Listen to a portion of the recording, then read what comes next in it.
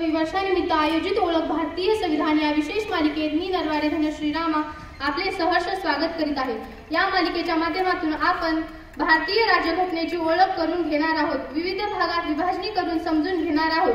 राजा हा राजाच्या घरून नाही तर मतपेटीतून जन्मेल। 27व्या मजल्यावर राहणारा कोट्याधीश आणि फुटपाथावर राहणारा सर्वसामान्य व्यक्ती कायद्याने समान राहील। या सर्व दृष्टीने दुरितांचे तिमिर जावो, जो जे वांछिल तो ते लावो। या मानवतावादी जाणीवेतून भारतीय संविधानात बहुजन हिताय बहुजन सुखायच्या उदात्त हेतूने तरतुदी केल्या गेल्या। 26 नोव्हेंबर 1949 ला आपले भारतीय संविधान अंगीकृत आणि अधिनियमित करून स्वतः प्रतार्पण केले गेले।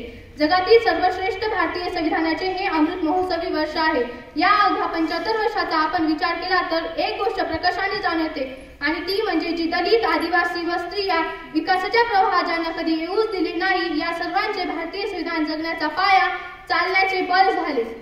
ही सर्व घटक भारतीय संविधानाच्या अंमलबजावणीनंतर मुक्तपणे आपल्या बुद्धी, अंगभूत कौशल्याने सामाजिक, राजकीय, आर्थिक, शिक्षण, प्रशासन, विज्ञान, तंत्रज्ञान, कला व उद्योग या सर्व क्षेत्रात आपले वर्चस्व सिद्ध करत आहेत। सन्मानाने, अभिमानाने जीवन जगत आहेत। आपल्या भारतीय संविधानाचा आत्मा, आरसा व वैश्विक पसायदान असलेली सर्वसामान्यांच्या अंधारातील एक आशेचा किरण जगण्याचा विश्वास वाढवणारी भारतीय संविधानाची उद्देशिका आहे, जी आपण प्रार्थनेच्या वेळी दररोज घेतो। आपल्या भारतीय संविधानानुसार आपण आपल्या उत्कर्षाच्या दिशेने सर्व घटकांना सोबत घेऊन वाटचाल करत आहोत। आपल्या भारतात विविध भाषा, धर्म व संस्कृती आहे, तरीही आपण एक आहोत। याचे कारण म्हणजे आपले लोकशाही मूल्य असलेले भारतीय संविधान होय।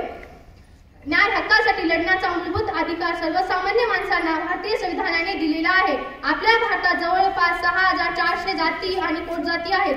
1600 बोली भाषा, 51 प्रमुख आदिवासी जमाती, 22 घटनामान्य भाषा, 6 धर्म, 28 घटक राज्य, 8 केंद्रशासित प्रदेश आहेत। या सर्वांना भारतीय संविधानाने एकात्मतेच्या धाग्यात गुंफले आहे। धन्यवाद।